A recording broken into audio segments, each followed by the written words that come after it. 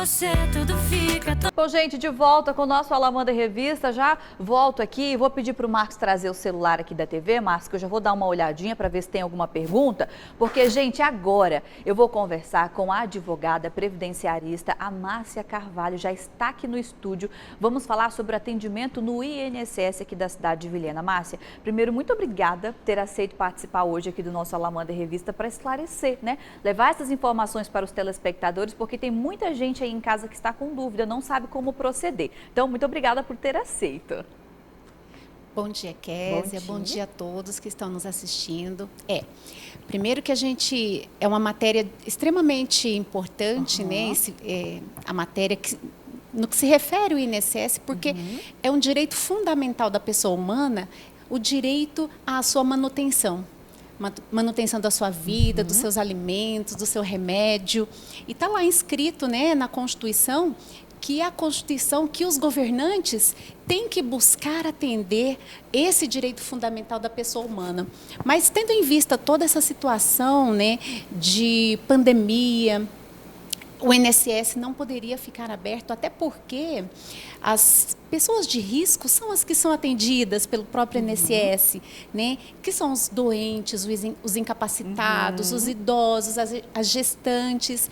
Então, era complicado você colocar essas pessoas a risco de contrair o vírus, né? Por isso a necessidade de suspensão dos atendimentos, como foi na maioria dos órgãos públicos, e agora com a retomada gradativa e gradual das atividades, a gente espera que também o INSS retome essas atividades para os segurados que estão precisando dessa renda, do restabelecimento do seu benefício, ou então da concessão do benefício.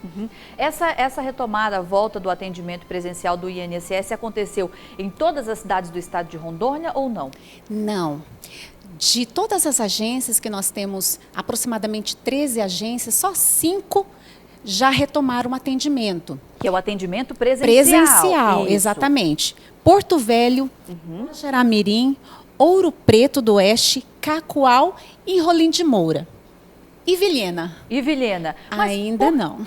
Vilhena ainda não. Ainda não retomou. Por que, doutora? Por que escolheram algumas cidades para retomar, né, o atendimento e Vilhena e algumas outras cidades não? O que acontece, Kézia? As agências, né, da Previdência, as agências do INSS, elas precisaram se adequar a normas de segurança estabelecidas pelo Ministério da Saúde para a reabertura. E muitas dessas agências, principalmente as do interior, não possuem condições estruturais, físicas, às vezes demanda até de pessoal para essa adaptação. Então, está levando um tempo para que essas agências se organizem, se preparem, né? Todas as adequações sejam feitas para que elas retomem o funcionamento. Então, Vilhena não tem previsão de retomada, não há uma data fixa, ela está se adaptando às exigências, tá? Ela está se adequando para que, então, nós tenhamos o retorno da atividade presencial. Mas, então, por enquanto, não tem previsão? Não tem previsão ainda do retorno. Como é que a gente pode ficar sabendo que já houve o retorno? Diariamente, o INSS informa quais as agências já estão aptas. Ou seja, são 1.500 agências no Brasil todo. Né? Só as principais e as maiores estão com essa adaptação já realizada. E é uma lista enorme de procedimentos de segurança que têm que ser atendidos para não colocar em risco a segurança do segurado. Né? A gente compreende a necessidade do retorno dessas atividades, mas também nós estamos falando de uma gestão pública, né? Em que um órgão precisa fazer licitação para comprar certos equipamentos. Ele tem tudo muito demorado, né? Tudo é muito tem as burocracias legais. Então, leva um tempo para você se adaptar à nova situação. E Vilhena foi uma das cidades que ainda não concluiu o processo, né, de adaptação de forma a dar segurança aos segurados, tá? Mas esse atendimento, doutora, continua de maneira remota? Como é que está funcionando? Isso é importante, né? O INSS estabeleceu quando houve a suspensão, né, dos atendimentos presenciais, o INSS estabeleceu esse atendimento por telefone, que é 135, o segurado pode dar entrada em qualquer pedido perante o INSS, tá? Aposentadorias, pedidos de auxílio por incapacidade temporária, pedido de BPC-LOAS, todos remotamente, pelo 135 ou pelo canal do Meu INSS, que é o canal digital na internet. Lá ele consegue anexar todos os documentos comprobatórios, tudo bonitinho. E essa análise estava sendo feita pelos servidores no home office, ou no teletrabalho, como dizem. Então, o trabalho estava sendo realizado. Mas muitos desses serviços não têm como ser realizados, os processos não têm como ser dado prosseguimento sem o atendimento presencial. Por isso, a importância, né, do retorno das atividades, porque muitos desses processos não tem como ser dado prosseguimento sem que, com isso, o segurado seja atendido na agência. Então, quando do retorno dessas atividades, nós temos alguns números de serviços que o INSS vai poder realizar. Nem todos, alguns ainda serão realizados remotamente, através do 135 ou então do Meu INSS.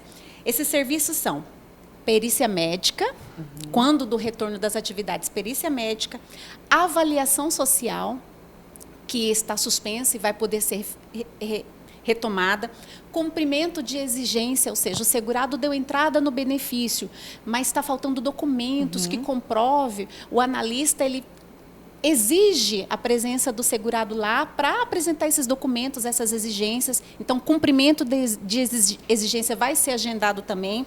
Justificação administrativa. O que é a justificação administrativa? Quando eu tenho uma prova testemunhal para provar um vínculo, um período que eu trabalhei, ou uma atividade rural que eu trabalhei na roça, esse serviço também vai estar sendo realizado. E a reabilitação profissional, né, que é o encaminhamento do segurado, que tem uma incapacidade parcial, ele não pode ser reinserido no mercado de trabalho sem uma nova readaptação. Então, esses serviços estarão sendo realizados. Isso de acordo com as possibilidades de cada agência. Esses atendimentos estão autorizados, mas cada agência vai marcar conforme a sua possibilidade. E aí, eu já antecipando uma pergunta que provavelmente você fará, né, que é o primeiro item. E a perícia médica? Exatamente, até porque esse assunto, né, é um assunto polêmico e está repercutindo aí a nível nacionalmente, porque tem muitos processos, doutora, que só é possível dar continuidade se passar pela perícia médica. Então, a perícia médica é algo primordial, né? E aí a gente percebe que os médicos não retornaram com os atendimentos e por quê? Tá. O que nós temos que, num primeiro momento, deixar claro para a população é que hoje os médicos peritos do INSS não são do INSS mais. Eles não pertencem ao quadro de servidores do INSS. Eles foram retirados. Eles não são submetidos às ordens do INSS. Criaram-se uma categoria de médicos peritos federais e eles são subordinados ao Ministério da Economia. Eles não são mais servidores públicos do INSS, que é uma autarquia, que tem o seu presidente, etc. Então, é importante esclarecer que os médicos peritos não estão cumprindo ordem do presidente do INSS porque eles não são funcionários do INSS. A gente tem uma problemática prévia, né? Foi uma decisão, uma escolha da administração pública federal tirar os peritos do INSS, se acertado ou não, né? A gente questiona, né? Mas hoje está refletindo porque eles não estão subordinados. Então, eles não são servidores do INSS. Isso dificulta o diálogo. Porque quando você está dentro da carreira, por exemplo, os servidores, todos tiveram que retornar, foram convocados, e aquele que não se apresentar ao posto de trabalho vai sofrer as consequências que o INSS vai poder adotar, né, procedimento disciplinar. Já o servidor perito, não. Então, está havendo uma dificuldade de interlocução entre o INSS e os peritos. São duas autoridades diferentes negociando. Primeiro fato. Segundo, os peritos estão reivindicando que os estabelecimentos, ou seja, o consultório, estejam adequados para o atendimento. E o INSS está comprovando que ele está cumprindo, né, nas agências já liberadas, cumprindo todas as normas de segurança que o Ministério da Saúde impõe. Então, não havia porquê da negativa dos peritos não retornarem para as atividades e, assim, restabelecer as perícias. Nós temos uma agravante aqui em Vilhena, é que em Vilhena nós não temos peritos, médicos peritos. O único médico perito concursado aqui para Vilhena... Falta desse profissional pesa muito, né, doutora? Ele estava, antes da pandemia, afastado por motivo de saúde e, periodicamente, né, o Ministério da Economia enviava peritos para passar aqui 7 dias, 10 dias, e aí ele fazia um mutirão dos benefícios que estava aguardando o perito. Ou então o segurado, quando ia solicitar perícia, ele era enviado para Cacoal, né, Rolim de Moura e outras agências do INSS em Rondônia. Muitos dos nossos clientes estavam fazendo perícia para não precisar aguardar a vinda de um perito aqui. Então, a gente ainda tem essa segunda problemática, que Vilhena não tem perito concursado, né, com sede aqui. Então, a gente tem essa problemática. E mesmo que tivesse, Vilhena ainda não está 100% ok com as medidas de segurança. Só para se ter uma ideia, a lista imposta pelo INSS para a reabertura das atividades é enorme. Inclusive, por exemplo, que o consultório médico não pode ter menos de 9 metros quadrados, né? Então, ou seja, agências que têm consultórios médicos pequenininhos dentro para perícia vai ter que se adequar, vai ter que quebrar parede, vai ter que aumentar. Por quê? Exatamente para manter no mínimo 1 metro de distância paciente do outro e médico. Né? Então, isso é necessário, essas adequações, para que o periciado, que já está doente, já é de risco, não seja exposto a mais risco ainda. Mas, por exemplo, olha só, o médico tem que ter capote, sabe aquele capote que apareceu muito no... Da frente, né? Aquele figurino. Isso. O médico perito tem que estar vestido com esse capote, né? Gorro descartável com elástico, material de tecido de quantidade uniforme. Então, são muitas exigências que o INSS tem que estar oferecendo para o perito retornar.